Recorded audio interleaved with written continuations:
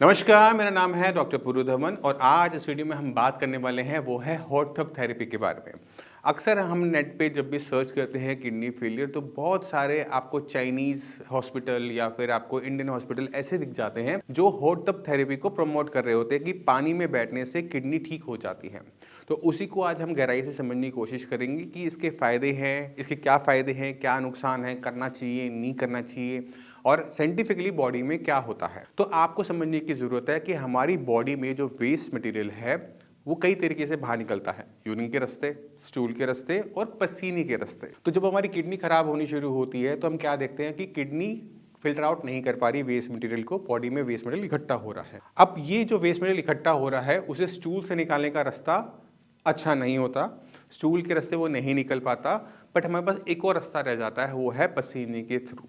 जो पसीने होते हैं उसमें अगर भी आपने टेस्ट किया होगा तो उसका टेस्ट जो होता है वो होता है नमकीन। यानी पसीने में हमारे पास दो चीज़ें हमें पता है कि निकलती है, पहला है पानी, दूसरा है नमक। बॉडी में जो भी एक्स्ट्रा नमक है वो पसीने के थ्रू निकल जाता है। अब सवाल ये उठता है कि जो हम पसीना देख रहे हैं उसमें से पानी और नमक है क्या? उसमें पानी नमक के साथ एक और चीज़ बहुत ज़्यादा मात्रा में होती है, वो है यूरिया। और यूरिया की वजह से ही हमारे पसीने में स्मेल भी होती है। अब ये जो यूरिया निकल रहा है बॉडी से बाहर, तो ये हमें हेल्प करता है अपनी बॉडी के अंदर यूरिया को कम करने में, अगर आप किडनी फेलियर के पेशेंट हैं तो। क्योंकि किडनी फेलियर पेशेंट में क्रिएटिन के साथ साथ यूरिया भी बढ़ रहा होता है। तो अगर हम किसी पेशेंट को गर्म पानी के टब में बिठाते हैं तो उसकी बॉडी में क्या होगा, स्वेटिंग होगी। अब आपको पानी में बैठ के वो स्वेटिंग नज़र नहीं आएगी, बट वो स्वेटिंग हो रही होगी, आपके पोर्स ओपन हो जाते हैं और उसमें से जो यूरिया है, पानी है, एक्स्ट्रा फ्लूइड जो है और जो नमक है वो निकलना शुरू होता है।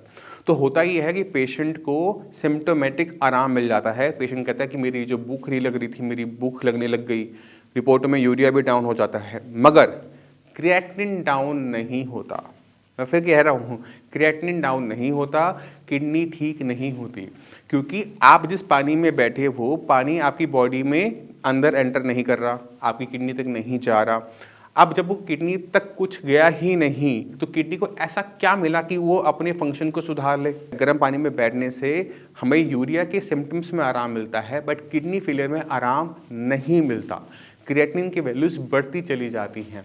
अब क्रिएटिनिन की वैल्यू क्यों बढ़ रही है? क्योंकि किडनी जो खराब कॉन्टिन्यूसली होती चली जा रही है। क्योंकि किडनी जो खराब होती है वो एक सेल्फ प्रोग्रेसिव डिसऑर्डर है, अपने आप बढ़ने वाली बीमारी है। इसके पीछे कोई ना कोई कारण होता है। कारण अक्सर बीपी, शुगर ज़्यादा देखने को मिलता है कि बीपी से किडनी खराब हो गई, सिकुड़ गई, शुगर से खराब हो गई। तो हमें ये चीज़ देखने को मिल रही होती है। अब आपने क्या किया, पानी में बैठ गए, बट बीपी और शुगर को मैनेज नहीं किया। बीपी आपका अभी भी हाई है, शुगर आपका अभी भी हाई है।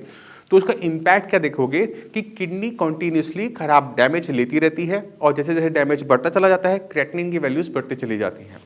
यूरिया के जो लेवल्स हैं वो थोड़े से डाउन ज़रूर होते हैं, बट वो बिल्कुल नॉर्मलाइज नहीं हो पाते। तो सिम्टम में हमें आराम ज़रूर मिलता है, बट हमारी किडनी ठीक नहीं हो पाती। अब सवाल ये उठता है कि क्या हमें हॉट टब थेरेपी करनी चाहिए या नहीं करनी चाहिए। तो हॉट टब थेरेपी के अगर फ़ायदे और नुकसान को अगर आप अपने माइंड में रखोगे तो आप इसे कर सकते हो। अगर आपकी बॉडी में यूरिया के सिम्टम ज़्यादा है, यानी भूख नहीं लग रही है, वॉमिटिंग बहुत ज़्यादा आ रही है, तो आप इसको यूज़ कर सकते हो टेम्परेरी आराम लेने के लिए। बट अगर आप इसे सोचते हो कि ये परमानेंट आराम है, ये बिल्कुल भी नहीं है। हॉट टब थेरेपी आपको डेली बेसिस पे लेनी पड़ती है। क्यों? क्योंकि बॉडी में यूरिया कॉन्टिन्यूसली बन रहा है। क्योंकि यूरिया बनता है हमारे लीवर में। जब भी हम कुछ खाना खाते हैं वो लीवर के पास जाता है, ब्रेक डाउन होता है और उस प्रोसेस के अंदर यूरिया बनता है। अब यूरिया क्योंकि रोज बन रहा है तो उसे रोज निकालना भी पड़ेगा, क्योंकि किडनी भी यही काम करती थी। तो हमें रोज टब में बैठना पड़ता है। तो सिम्टोमेटिक हमें आराम देखने को मिलेगा, बट हम इसे लॉन्ग टर्म में करते हैं तो हमें नुकसान होना शुरू हो जाता है। क्योंकि अगर पेशेंट डायबिटिक है, पानी की टब में बैठ रहा है, तो जख्म, स्किन सॉफ्ट हो जाती है, जख्म बनने के चांसेस होते हैं कि वहाँ पे जख्म बन जाएगा, पेशेंट की कंडीशन खराब होनी शुरू होती है। गर्मी का मौसम है, मई जून का मौसम है, पेशेंट बैठ गया गर्म पानी में, नीचे गर्म ऊपर गर्मी, तो हम एक और चीज़ देखते हैं कि पेशेंट का जो हीट स्ट्रोक के चांसेस बहुत ज़्यादा बढ़ जाते हैं। तो वो दूसरी। तीसरी है डिहाइड्रेशन। पानी आपका लिमिट कर दिया गया, पानी आपका यूरिन के रास्ते भी अभी जा रहा है, पानी आपका पसीने के रास्ते भी निकलने लगा, तो हम बॉडी में डिहाइड्रेशन के सिम्टम्स भी देखने को शुरू करते हैं कि पेशेंट की बॉडी बहुत ज़्यादा डिहाइड्रेटेड होनी शुरू हो जाती है। हॉट टब थेरेपी के जितने फ़ायदे हैं उतने नुकसान भी हैं, और जो फ़ायदे हैं वो भी टेम्परेरी हैं। इसी वजह से किसी भी किडनी फेलियर पेशेंट को मैं हॉट टब थेरेपी लेने के लिए एडवाइस नहीं करता। अगर किसी पेशेंट ने हॉट टब थेरेपी का माइंड में आ भी रहा हो कि मुझे हॉट टब थेरेपी लेनी है, तो उससे अच्छा होता है कि वो सोना बाथ ले ले, क्योंकि सोना बाथ में क्या होता है, हम पानी में नहीं बैठे होते, हम स्टीम के अंदर होते हैं और बॉडी पे स्टीम लेने से आपकी स्वेटिंग होती है।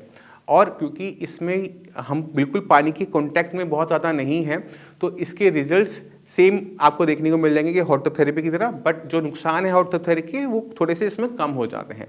तो आप सोना बाथ ले सकते हो, डेली बेसिस पे ले सकते हो और अपनी बॉडी के अनुसार लो, जबरदस्ती करके उसे मत लो कि आपने लेना ही लेना है।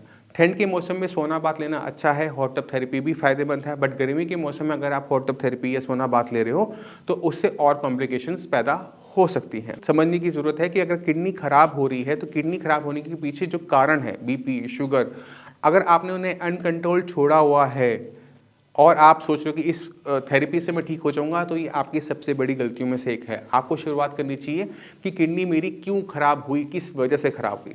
अगर आपको पता है कि आपकी किडनी जो है बीपी से खराब हुई है, शुगर से खराब हुई है, तो शुरुआत वहीं से करो।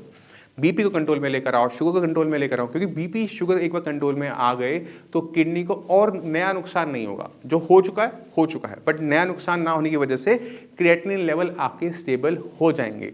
एक बार वो स्टेबल हो गए तो आपके क्रिएटिनिन डाउन आने भी शुरू करते हैं।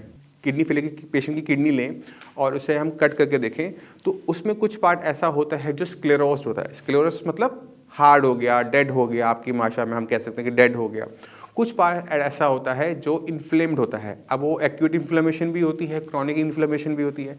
तो ये जो इन्फ्लेम्ड पार्ट है ये रिकवर हो जाता है, जो डेड पार्ट है वो रिकवर नहीं होता। इसी वजह से अगर क्रिएटिनिन लेवल आपका 8 है, ट्रीटमेंट शुरू करके वो 4 तक तो आ जाएगा आराम से, बट वो नॉर्मलाइज नहीं होता क्योंकि किडनी के अंदर डेड पार्ट भी है।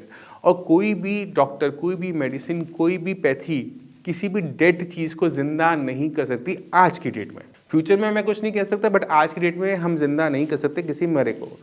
इसी वजह से हम क्या देखते हैं कि क्रिएटिनिन की लेवल डाउन होना आसान है, बट अगर हम ये सोचें कि हमारी किडनी पूरी रिवाइव कर जाएगी, ये गलत है। तो आपको अपनी किडनी पे काम करना है, किडनी को खराब करने वाली चीज़ों पे काम करना है। और कोई भी चीज़ हम जब ट्राई करना चाहते हैं तो उसके ऊपर पूरी R&D कि वो कैसे काम करती है, कैसे काम नहीं करती, क्योंकि इन चीज़ों के ऊपर बहुत सारे ऑलरेडी स्टडीज़ हो चुकी हैं।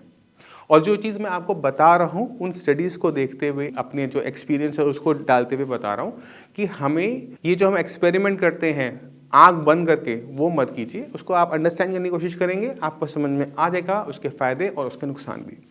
अब इसी के साथ आप सभी से मैं चलने की आगे चाहूँगा। मिलते हैं अगली वीडियो में, तब तक के लिए नमस्कार।